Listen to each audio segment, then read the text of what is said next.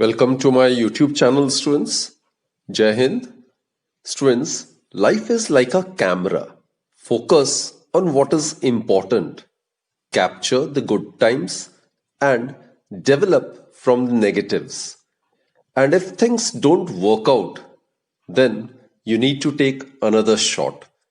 That should and that must be the approach in your life. With that positive note, students, let's begin today's session. Today we are going to discuss the depression of a liquid in a capillary tube and find an appropriate mathematical relationship for the depression of such liquid in the capillary tube, right? Now students, we are aware when a capillary tube is dipped in a liquid having a convex meniscus, as in the case with mercury, then what happens is the mercury get depressed. That is, it falls in the capillary tube below the free surface of the mercury in the container, right? So the distance through which the mercury falls, that is known as the descent formula. We are going to find an expression for the distance through which the mercury falls in the capillary tube. That is, let us derive descent formula. To understand the capillary action, let us first assume that the liquid level in the tube, it neither rises nor it falls, and the forces of cohesion and adhesion only cause the liquid surface to become curved, right? So we know that there always exists an excess pressure, and for one free surface the pressure difference is twice T by R on the concave side of a curved liquid surface, right? So the basic fact is the pressure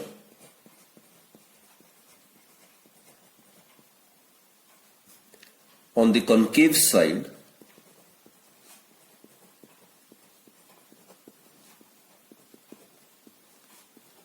of a curved liquid surface,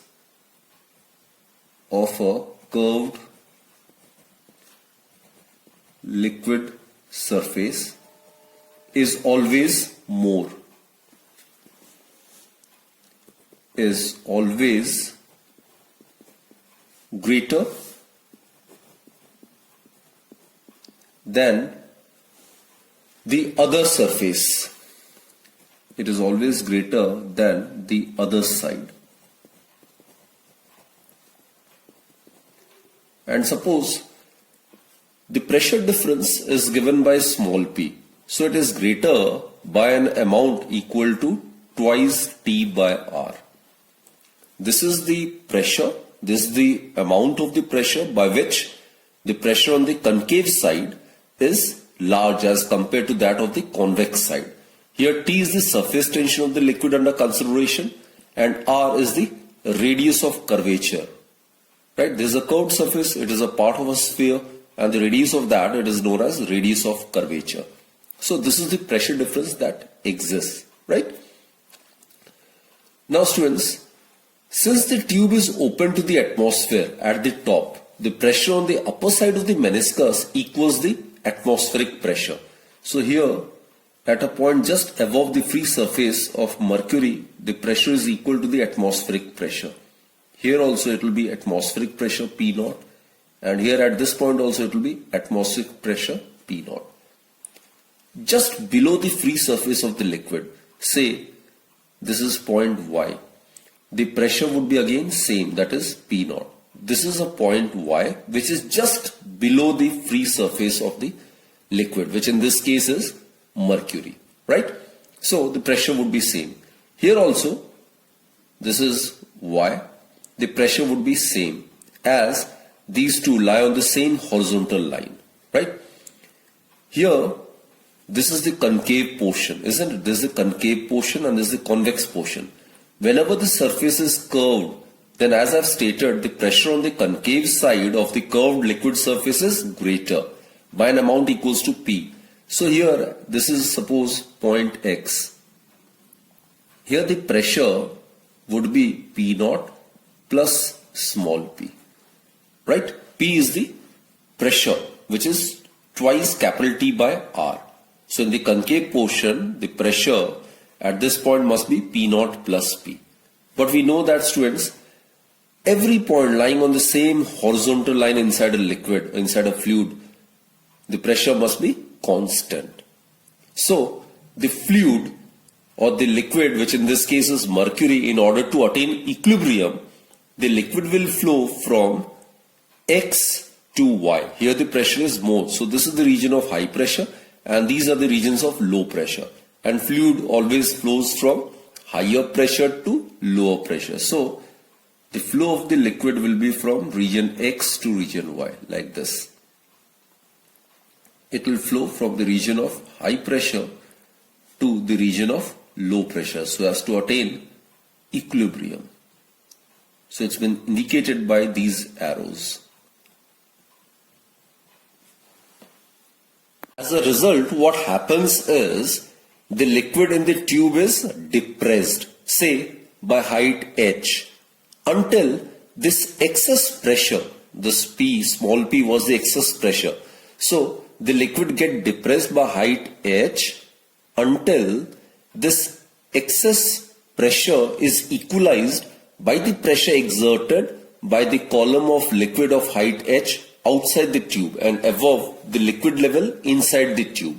So this point X, it will shift to its position of equilibrium to X dash. Suppose this is X dash. Now here the pressure would be P naught plus small p. Pressure in the concave portion is always greater, right? Now here the pressure will become P naught.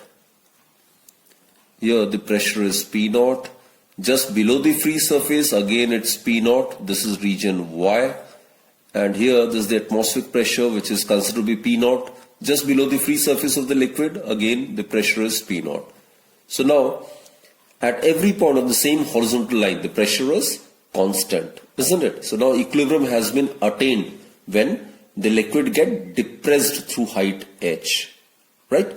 So at this point, students, the liquid in the tube is depressed until this excess pressure is compensated by the height h of the liquid column, right?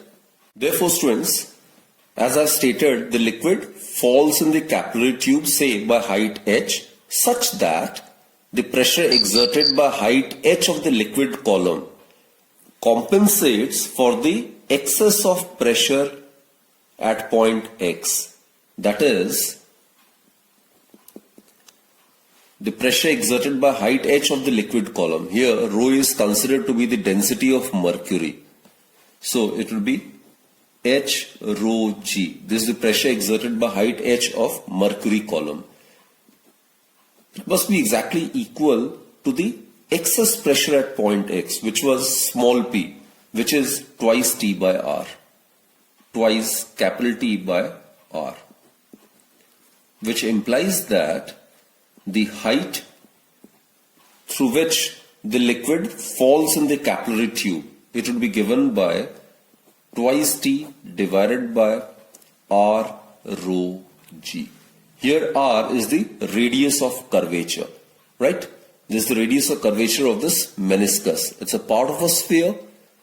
So the radius of this imaginary sphere, that is radius of curvature. Students, let us try to express small h in terms of the radius of the capillary tube. Suppose small r is considered to be the radius of the capillary tube. This is suppose small r. So let us represent capital R, which is the radius of curvature, in terms of small r, right? For that, students, first and foremost, we need to indicate the angle of contact. Now this is the point of contact. And angle of contact is defined as the angle which the tangent to the liquid surface at the point of contact makes with the solid surface inside the liquid, right? So let's draw the tangent over here. This is the tangent I have drawn to the liquid surface, right? And this is the solid surface, tangent to the solid surface inside the liquid. So this angle, this is the angle of contact, this entire angle. This is theta. This is the angle of contact, which obviously in the case of mercury, such liquid which do not wet the walls of the tube, the angle of contact is obtuse, right? And this is the radius of curvature that I am drawing. This is the radius of curvature. It is capital letter R. This is capital R. Our intention is to determine a relationship between small r and capital R.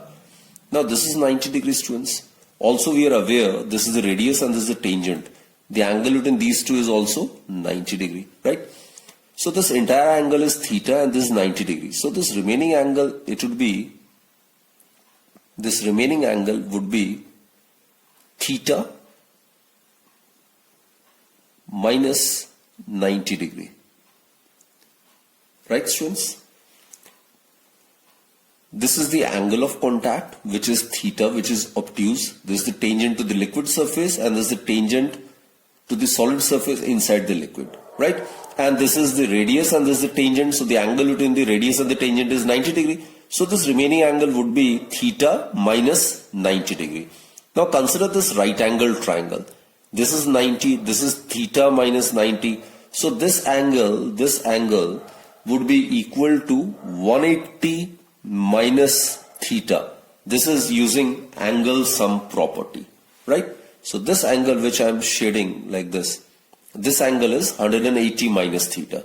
So this being a right angle triangle, the sum of the three angles should be 180 degree. So 180 minus theta plus 90 plus theta minus 90. So that will give us 180 degree. Clear, students? Okay.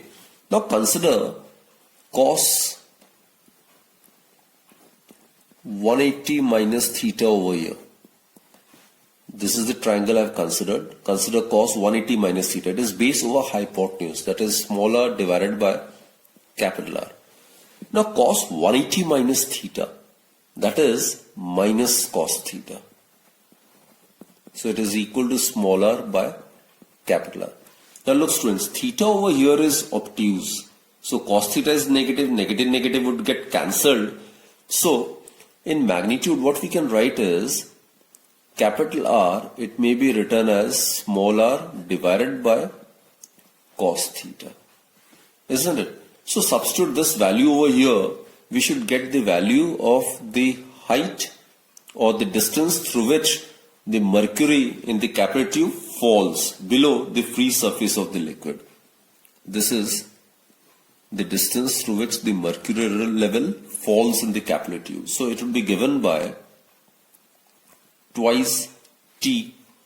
Now capital R may be represented by small r divided by cos theta. So twice T cos theta divided by small r rho g. This is the descent formula, right? This is the expression for the depression of a liquid in a capillary tube. Here small r is the radius of the capillary tube. So it's pretty clear. H is inversely proportional to small r. That is, smaller the radius of the tube, greater is the fall of the liquid in it. And this is known as Jurin's law. This also we have discussed in the earlier episode, right? And theta over here, students, it is the angle of contact, which in this case is obtuse. And cos theta would be negative in case theta is greater than 90 degree. So cos theta is negative means H is negative. Negative H indicates that the liquid in the capillary tube falls below the free surface of the liquid. So students, what we have concluded is, in both the cases, whether we consider those liquids like water contained in a glass container or in a glass capillary tube, it tends to rise in the capillary tube, right? And the height through which the water rises in the capillary tube, again it's given by the same expression. And in case of mercury also, the distance through which it falls in the glass capillary tube, that is also given by the same expression. So this is the formula which is applicable both for the rise of the liquid in the capillary tube or fall of the liquid in the capillary tube. So this is actually known as ascent formula or descent formula. It is applicable to both the cases, right? Now we are going to discuss a very interesting topic of rise of liquid in a tube of insufficient length. For this, students, consider that a capillary tube of radius small r is dipped in a liquid of surface tension, say capital T. Then the height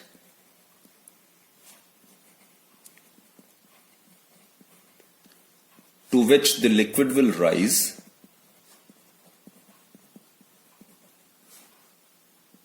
in case of water, the liquid will rise. In case of mercury, the liquid will fall in the capillary tube below the free surface of the liquid, right?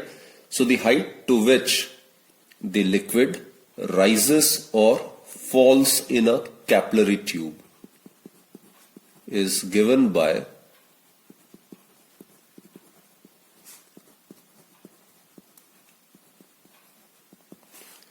h. It's equal to twice t cos theta divided by r rho g. This is, as you are aware, known as ascent or descent formula. Theta is the angle of contact, rho is the density of the liquid under consideration, g is the acceleration due to gravity. Let us get the relationship between capital R, which is the radius of curvature of this curved meniscus. This is radius of curvature. This is capital R, right? And small r is the radius of the capillary tube.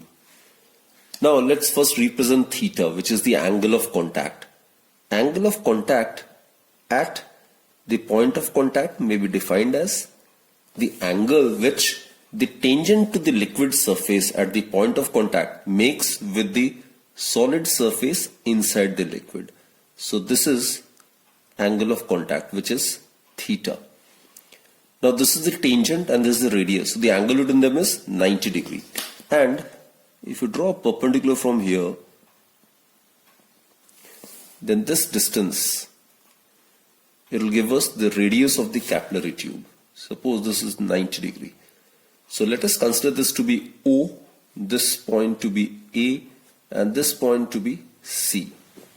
Now students, this is perpendicular. The angle between them is 90 degree and the angle between the radius and the tangent is also 90 degree. So this angle theta, it would be equal to this angle. This angle is also theta. Now in right angle triangle, from the right angle triangle,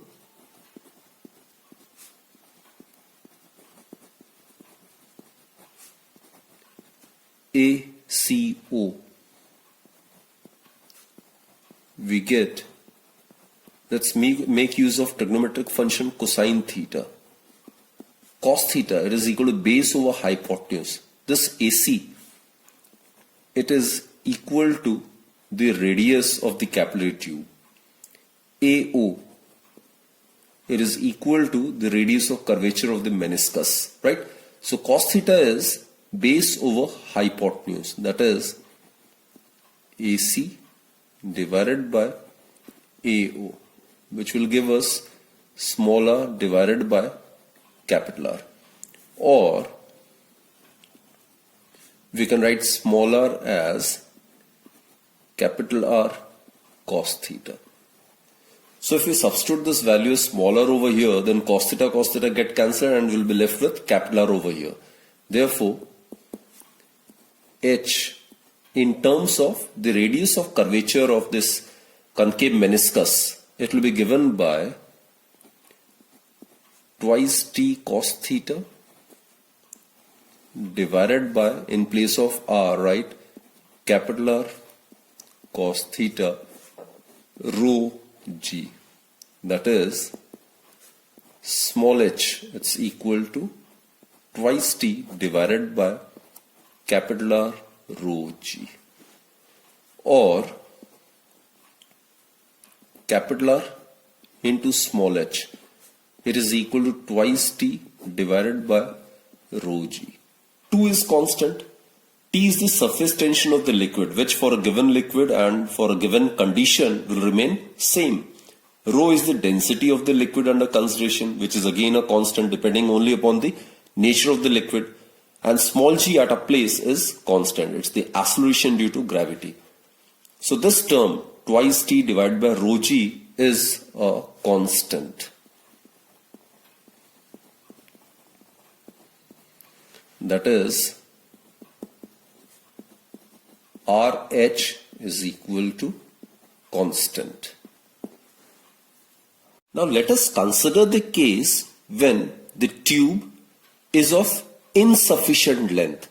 That is, if the length of the tube here is h dash, which is less than h, the rest of the factors remaining same, right? The radius of the capillary tube in both the cases is smaller. Here also, the radius of the capillary tube is smaller. So that's constant. But the height of the capillary tube over here, h dash, is less than h. So in such a case, it is found that the liquid will not overflow. The liquid does not overflow. So in a tube of insufficient length, what happens is the liquid, it will rise up to the top of the tube, and then it tends to increase the radius of curvature of its meniscus. So here you can see it's a sphere of larger radius. Here R dash is greater than R. So again I repeat, students, in a tube of insufficient length, what happens is the liquid does not overflow. Instead, the liquid rises up to the top of the tube, and then it tends to increase its radius of curvature of its meniscus to a value R dash, such that the factor RH remains constant. That is, R dash H dash, the product of the radius of curvature and the height to which the liquid rises, it should be constant. It should be equal to R into H. Clear, students? That is, smaller the height H dash of the tube, greater will be the radius of the curvature R dash of the meniscus. But the liquid will never overflow. So this factor R into H always remains constant. Students, it should be clearly noted that whereas the radius of curvature of the meniscus changes, right? The angle of contact, that is theta, that will remain same. Here also the angle of contact is theta, and here also if you indicate the angle of theta at the point of contact, it should be theta, it should be constant, because angle of contact, it depends upon the nature of the liquid and the solid under consideration.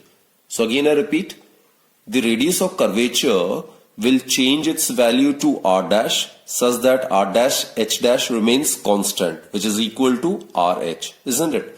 So basically what happens is, smaller the length H dash of the tube, greater will be the radius of curvature R dash, so that the product of R and H always remains constant.